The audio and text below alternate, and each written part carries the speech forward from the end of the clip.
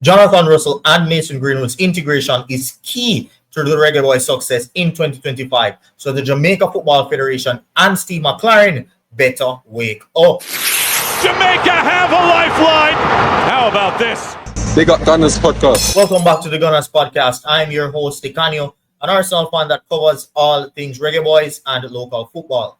If you're new to the channel and you find that you like the video, just go ahead and hit that subscribe button and smash the notification bell so that you can be notified whenever I do post videos. And also remember, for the returning viewers, every single video that I do on this channel must get to 100 likes. So if you enjoy the content, share and just go ahead and smash that like button so that the video can get to a whole lot more people. Now in this video, I'll be talking about a few things that the Reggae Boyz, the Jamaica Football Federation and Coach Steve McClaren need to get done in 2025 to ensure success, right? You know, it has been no secret that the Jamaica Football Federation are so close, but yet so far from acquiring Mason Greenwood for the Reggae Boyz. Now, Mason Greenwood has been on fire this season, scoring 10 goals and 1 assist in 15 matches so far, with a FOTMAB rating of 7.1. And as you guys know, he's a talisman for Marseille this season. Whenever they need goals, they look to Mason Greenwood. He's their number 10 new signing, and he's just being a revelation for Marseille this season, perfectly replacing the older Pierre-Emerick Aubameyang, who was there with them last season. Now, the Jamaica Football Federation have been working diligently and are on the backstretch as it relates to finalizing this Mason Greenwood move. But as you guys all know, they need the signature of one person, that is Mason Greenwood's mother, to get the deal over the line. Not much can be said about the situation, to be honest. The situation seems pretty straightforward. Mason tells his mom to sign, his mom signs, and he plays. But apparently, that is not as straightforward as it might seem to us, as his mother is holding him hostage with regards to playing for Jamaica. Now, hopefully, the new year can breathe a new way of thinking into Mason Greenwood's mother. But until then, I'm not sure how much or what much more the Jamaica Football Federation can do. He's already switched allegiances from England to Jamaica. All the paperwork has been submitted. They just need that signature from his mom. So hopefully she does do the right thing. Mason Greenwood's mom signed that thing. So these are my two expectations of Steve McClaren in 2025. And the first one has to do with team selection. No, it's team selection is not the first thing. It's not the last thing. Fans will always be talking about team selection, whether they're happy with selection or not. But I think there's something deeply wrong with the way how Steve McClaren has been selecting not only his team, but also his squad, right? He's been selecting, when he just started out, I could give him the benefit of the doubt because he has a new team. So it's best to use the same squad from the last period, and then you try to integrate people from then on.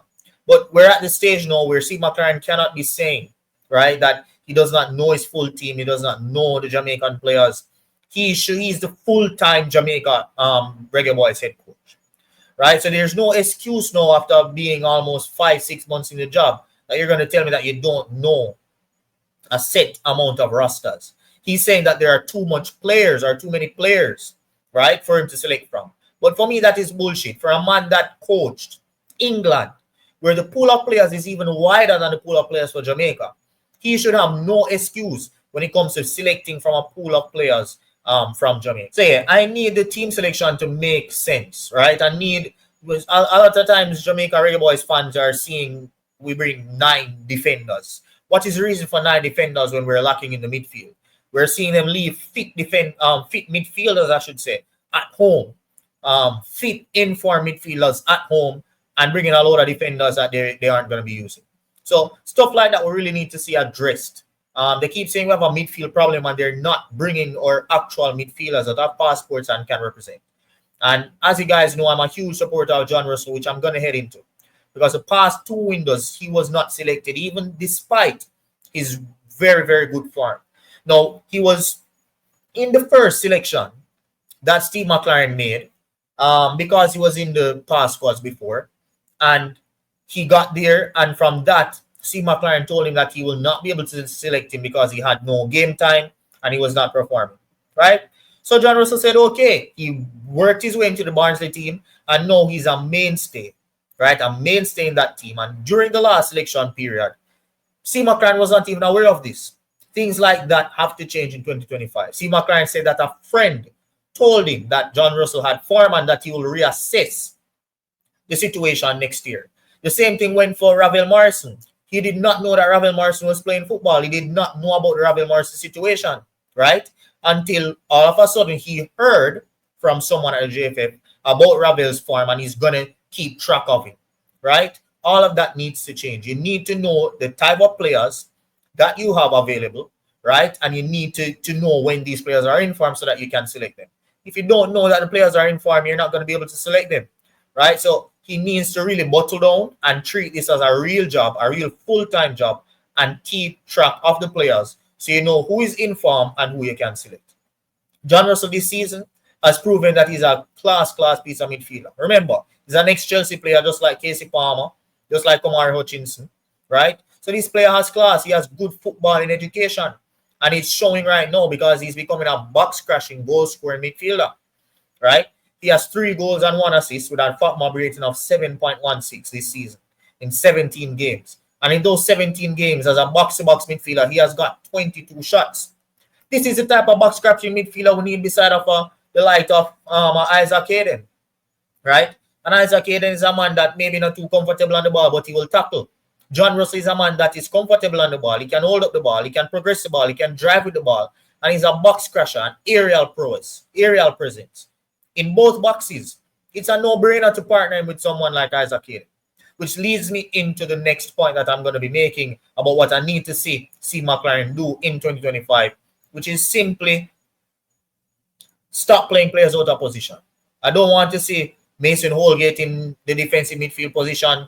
I don't want to see Damian Lowe in the defensive midfield position. I don't want to see Joel Latibeaudiere in the defensive midfield position. Now is the time to be cutthroat and make those tough decisions. Latibeaudiere is a centre-back / right back.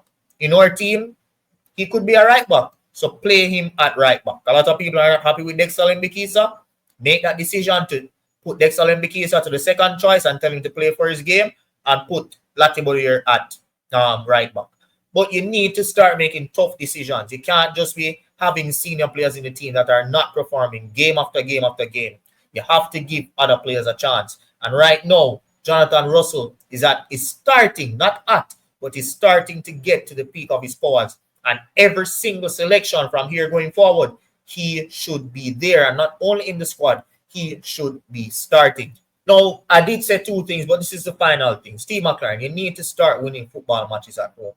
It is of utmost importance. Concacaf is a home territory league. It's that simple. If you win your matches at home and you dominate at home, there's a very high chance that you're going to dominate the league in its entirety. When Mexico was dominating, they had a fortress at home. When US is dominating, they had a fortress at home, and the same went for Canada. Even Canada, it was a while that they got beaten at home when we beat them, right? So you cannot be having idiotic, mediocre teams coming to the national stadium, and we're struggling to score for 3 games in a row. A 0-0 draw, and a 1-0 loss. That is not acceptable. The office needs to be a fortress, and in 2025, we need to see that. So that's it for this video, guys. Let me know in the comment section what you guys think of all of those thoughts that I made about Mason Greenwood, team selection, the coach being cutthroat, picking players based off form, and Jonathan Russell. Do you think he is the answer for the Jamaican midfield? Let me know in the comment section, guys. Remember, every single video I do must get to 100 likes. So just go ahead and smash that like button. Happy New Year. Happy 2025. Hopefully you guys can achieve your goals for this year. Stay safe. Thanks for watching, and I'll see you next time. Peace. Jamaica have a lifeline. How about this? Big up Gunnaz. I hear that. Don't know some of the Gunnaz, but say, but big up Gunnaz.